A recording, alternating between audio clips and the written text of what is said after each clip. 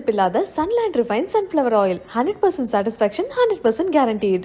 சபரிமலையில பக்தர்களுக்கு வழங்கப்படக்கூடிய பிரசாதம்ல விஷத்தன்மை இருக்கிறதா சொல்லி அந்த டின்களுக்கு சீல் வைக்க சொல்லி உயர்நீதிமன்றம் உத்தரவிட்டிருக்கக்கூடிய சம்பவம் பெரும் அதிர்ச்சியை ஏற்படுத்தியிருக்கு.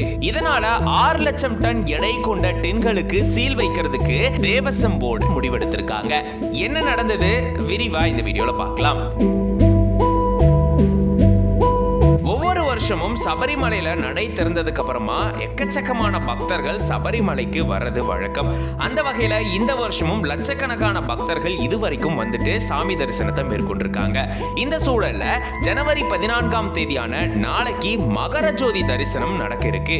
இதுக்காக எக்கச்சக்கமான பக்தர்கள் இப்போ சபரிமலைக்கு வந்த வண்ணமா இருக்காங்க. இந்த சூழல்ல தான் ஒரு பெரிய பிரச்சனையே வெடிச்சிருக்கு. அங்க கொடுக்கப்படக்கூடிய அரவணை பாயாசம் பிரசாத டின்கள்ல ஏலம் தரைக்குறைவா இருக்கிறதா சொல்லி ஒரு வியாபாரி ஒருத்தர் குற்றச்சாட்டை முன் வச்சிருந்திருக்காரு. சபரிமலையில ஐயப்பனுக்கு நைவேத்தியமா படைக்கப்படக்கூடிய அரவணை பாயாசத்தை பிரசாதமா பக்தர்களுக்கு வழங்குவாங்க. இந்த அரவணை பாயாசம் தயாரிக்கிறதுக்காக ஏலக்காய் ரொம்பவே பயன்படுத்தப்படுது. அந்த ஏலக்காயை வழக்கமா இவங்க ஏலம் எடுப்பாங்களாம்.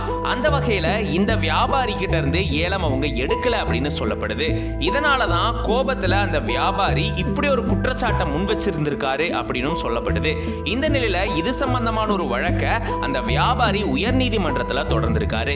இந்த வழக்கை விசாரணை செஞ்ச நீதிமன்றம் பிரசாதத்துல பயன்படுத்தின ஏலக்காயுடைய தரத்தை ஆய்வு செய்யணும் அப்படின்ற உத்தரவிட்டிருந்தாங்க. அதன்படி திருவனந்தபுரம் உணவு பொருள் ஆய்வு கழகம் இந்த ஆய்வை மேற்கொண்டிருந்திருக்காங்க. இந்த ஆய்வு முடிவுல ஒரு அதிர்ச்சிகரமான தகவல் வெளியாகி இருக்கிறதா சொல்லப்பட்டிருக்கு. அரவணை பாயாசத்துல பயன்படுத்தின ஏலக்காயில பூச்சிக்கொல்லி மருந்து அதிகமா இருக்கிறதா அந்த ஆய்வு முடிவுல தெரிவிச்சிருக்கிறதா சொல்லப்பட்டிருக்கு.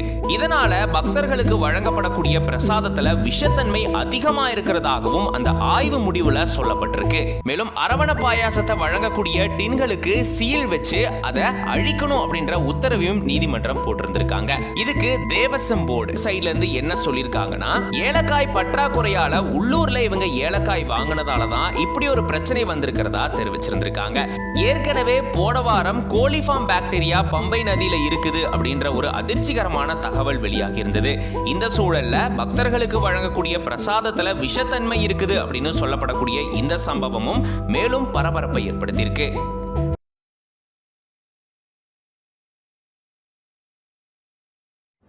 பிசுபில்லாத Sunland Refined Sunflower Oil 100% satisfaction 100% guaranteed.